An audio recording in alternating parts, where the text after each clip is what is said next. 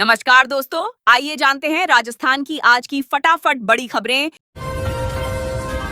त्रिवेंद्रम दिल्ली राजधानी एक्सप्रेस के 2 कोच में आग लगी। कोटा मंडल में सुबह त्रिवेंद्रम हजरत निजामुद्दीन राजधानी एक्सप्रेस के 2 कोचों में आग लगने से अफरा तफरी मच गई। हादसा मध्य प्रदेश के लूणी रीछा और विक्रमगढ़ आलौट स्टेशन के बीच सुबह करीब 5 बजे कर 15 मिनट पर हुआ। आग B1 कोच और उसके पीछे लगे लगेज कम गार्ड वैन में लगी थी। गार्ड ने तुरंत लोको पायलट को सूचना दी, जिसके बाद ट्रेन रोककर यात्रियों को बाहर निकाला गया। करीब 15 मिनट में सभी 68 यात्रियों को सुरक्षित बाहर निकाल लिया गया। राहत और बचाव दल मौके पर पहुंचा। आग तेजी से फैली लेकिन कोई जनहानि नहीं हुई।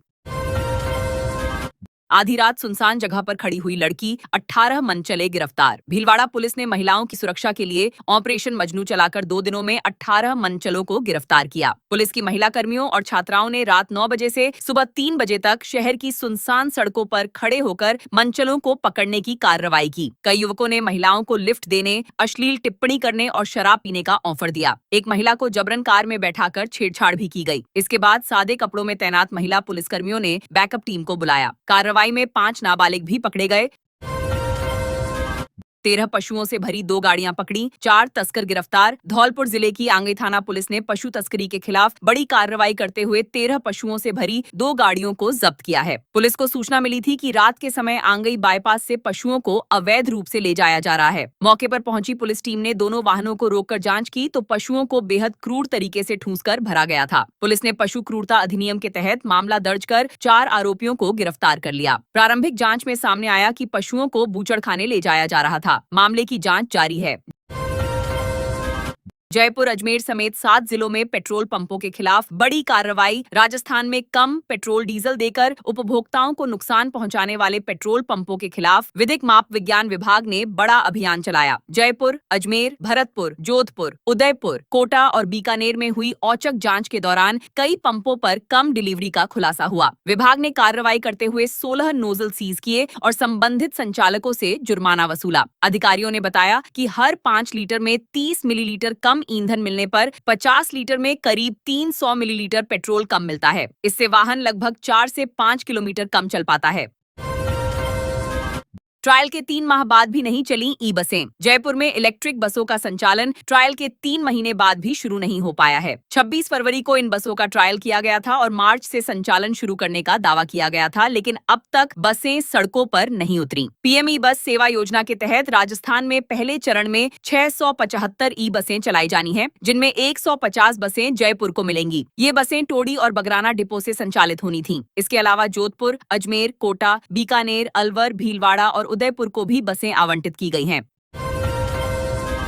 राजस्थान में फिर बदलेगा मौसम, आज हीट वेव का अलर्ट। राजस्थान में अगले सप्ताह से गर्मी और तेज होने की संभावना जताई गई है। मौसम विभाग ने कई जिलों में हीट वेव का अलर्ट जारी किया है। शनिवार को सबसे अधिक तापमान फ्लोदी में 43.2 डिग्री सेल्सियस दर्ज किया गया। पश्चिमी राजस्थान के बाड़मेर, जैसलमेर, जोधपुर और फ्लोदी में तेज धूप और गर्म हवाओं का असर बना रहा। वहीं सीकर, सिरोही और हनुमानगढ़ जैसे जिलों में तापमान 40 डिग्री से नीचे दर्ज किया गया। मौसम केंद्र के अनुसार अगले 4 दिनों तक बारिश की संभावना नहीं है और तापमान में तेजी से बढ़ोतरी हो सकती है।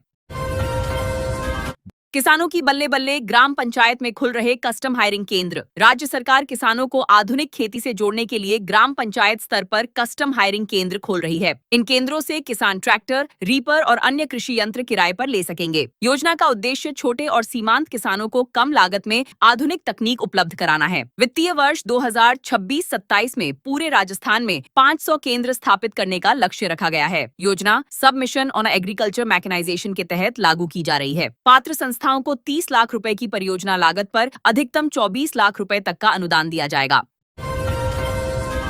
राजस्थान की 3 राज्यसभा सीटों पर बीजेपी ने किया मंथन। राजस्थान बीजेपी की प्रदेश कोर कमेटी की महत्वपूर्ण बैठक जयपुर स्थित प्रदेश कार्यालय में आयोजित हुई। बैठक में राज्यसभा की खाली होने वाली 3 सीटों के लिए संभावित उम्मीदवारों के नामों पर चर्चा की गई। प्रदेश अध्यक्ष मदन राठौड़ की अध्यक्षता में हुई बैठक में मुख्यमंत्री भजन लाल शर्मा, केंद्रीय मंत्री गजेंद्र सिंह शेखावत, उप मुख्यमंत्री प्रेमचंद बैरवा और दिया कुमारी सहित कई वरिष्ठ नेता शामिल हुए। इसके अलावा ग्राम चौपाल अभियान और पंडित दीनदयाल उपाध्याय प्रशिक्षण महाभियान को लेकर भी रणनीति बनाई गई। तैयार पैनल जल्द ही केंद्रीय नेतृत्व को भेजा जा सकता है।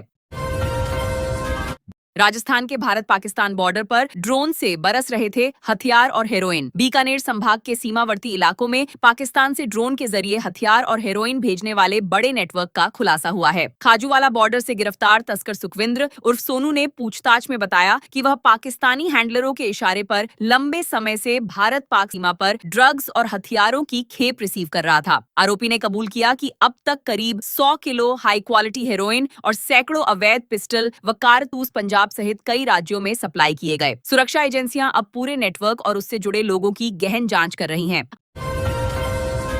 अब होगी महंगाई की धमाकेदार एंट्री, रसोई का बजट बिगड़ेगा। ईंधन और ट्रांसपोर्ट लागत बढ़ने से अब आम लोगों की रसोई पर महंगाई का असर साफ दिखाई देने लगा है। सब्जियां, फल, दूध, दही, पनीर, खाद्य तेल और पैकेज्ड फूड की कीमतों में बढ़ोतरी की संभावना जताई जा रही है। अलवर जिले में अधिकांश खाद्य सामग्री दूसरे राज्यों से ट्रकों के जरिए आती है, जिससे परिवहन खर्च बढ़ने का सीधा असर बाजार भाव पर पड़ेगा। ऑनलाइन फूड डिलीवरी भी महंगी हो सकती है। दूसरी ओर खेती में डीजल आधारित मशीनों और सिंचाई पंपों का खर्च बढ़ने से किसानों की लागत बढ़ेगी, जिसका असर आगे फसलों के दामों पर पड़ेगा। ट्रेन से अजमेर पहुंची डिप्टी सीएम दिया कुमारी। उप मुख्यमंत्री दिया कुमारी ट्रेन से अजमेर पहुंची, जहां रेलवे स्टेशन पर उनका स्वागत किया गया। उन्होंने प्रधानमंत्री नरेंद्र मोदी की अपील का समर्थन करते हुए लोगों से पेट्रोल डीजल का कम उपयोग करने की सलाह दी। उन्होंने कहा कि जरूरत होने पर ही यात्रा करें, वर्क फ्रॉम होम अपनाएं और कुछ समय तक सोना खरीदने से बचें। कांग्रेस पर निशाना साधते हुए उन्होंने कहा कि कांग्रेस को न पहले देश की चिंता थी और न अब है। उन्होंने कहा कि दूसरे देशों में पेट्रोल की कीमतें 20% तक बढ़ी हैं, जबकि भारत में केवल 3 से 4% बढ़ोतरी हुई है। तलाकशुदा महिला से शादी करने की खौफनाक सजा। अजमेर के गेगल थाना क्षेत्र में तलाकशुदा महिला से शादी करने पर युवक के साथ अमानवीय व्यवहार का मामला सामने आया है। आरोप है कि 20-25 लोगों ने युवक का अपहरण कर उसके साथ मारपीट की, जूतों की माला पहनाई और जबरन पेशाब पिलाया। घटना का वीडियो सोशल मीडिया पर वायरल हो रहा है। पीड़ित युवक मजदूरी करता है और करीब 5 महीने पहले उसने एक तलाकशुदा महिला से शादी की थी। इसी शादी को लेकर लंबे समय से विवाद चल रहा था। पुलिस मामले की जांच में जुटी है और आरोपियों की तलाश जारी है। राजस्थान में बनेगा देश का सबसे बड़ा ग्रीन एनर्जी हब। राजस्थान देश का सबसे बड़ा ग्रीन एनर्जी हब बनने की दिशा में तेजी से आगे बढ़ रहा है। जैसलमेर जिले में संयुक्त अरब अमीरात सरकार करीब 3 लाख करोड़ रुपए का निवेश करेगी। इस परियोजना के तहत 60,000 मेगावाट क्षमता की अक्षय ऊर्जा परियोजनाएं विकसित की जाएंगी। इसके लिए लगभग 1.50 लाख हेक्टेयर भूमि चिन्हित की गई है। राजस्थान अक्षय ऊर्जा निगम ने परियोजना के लिए 600 करोड़ रुपए की सिक्योरिटी राशि मांगी है। राशि जमा होने के बाद भूमि आवंटन प्रक्रिया शुरू होगी। यूएई सरकार ने इस निवेश के लिए मिनर्वा एनर्जी प्राइवेट लिमिटेड के नाम से पंजीकरण कराया है। मदन राठौड़ बोले, एनटीए को आरएसएस की एजेंसी बताना गलत। भाजपा प्रदेशाध्यक्ष मदन राठौड़ कोटपुतली पहुंचे, जहां उन्होंने कांग्रेस पर तीखा हमला बोला। उन्होंने कांग्रेस प्रदेशाध्यक्ष गोविंद सिंह डोटासरा के उस बयान का विरोध किया जिसमें एनटीए को भाजपा और आरएसएस की एजेंसी बताया गया था। राठौड़ ने कहा कि एनटीए केवल परीक्षा आयोजित करने वाली संस्था है और उसे आरएसएस से जोड़ना पूरी तरह गलत है। उन्होंने कांग्रेस को अपने शासनकाल के पेपर लीक मामलों की याद दिलाई। राठौड़ पंडित दीनदयाल उपाध्याय प्रशिक्षण महाअभियान कार्यक्रम में शामिल होने पहुंचे थे। इस दौरान कई विधायक और भाजपा कार्यकर्ता मौजूद रहे। फलोदी में संदिग्ध ट्रक से 35 क्विंटल डोडा पोस्त मिला। फलोदी जिला विशेष टीम और चाकू पुलिस ने संयुक्त कार्रवाई करते हुए एक ट्रक से 35 क्विंटल 92 किलो अवैध डोडा पोस्त बरामद किया है। बुंगड़ी क्षेत्र में संदिग्ध ट्रक की तलाशी के दौरान प्लास्टिक के कट्टों में भरा मादक पदार्थ मिला। पुलिस ने ट्रक को जब्त कर लिया है। यह फलोदी जिला बनने के बाद मादक पदार्थों के खिलाफ सबसे बड़ी कार्रवाई मानी जा रही है। बरामद डोडा पोस्त की बाजार कीमत करीब 5 करोड़ 38 लाख रुपए आंकी गई है। एसपी सतनाम सिंह ने बताया कि विशेष अभियान के तहत यह कार्रवाई की गई।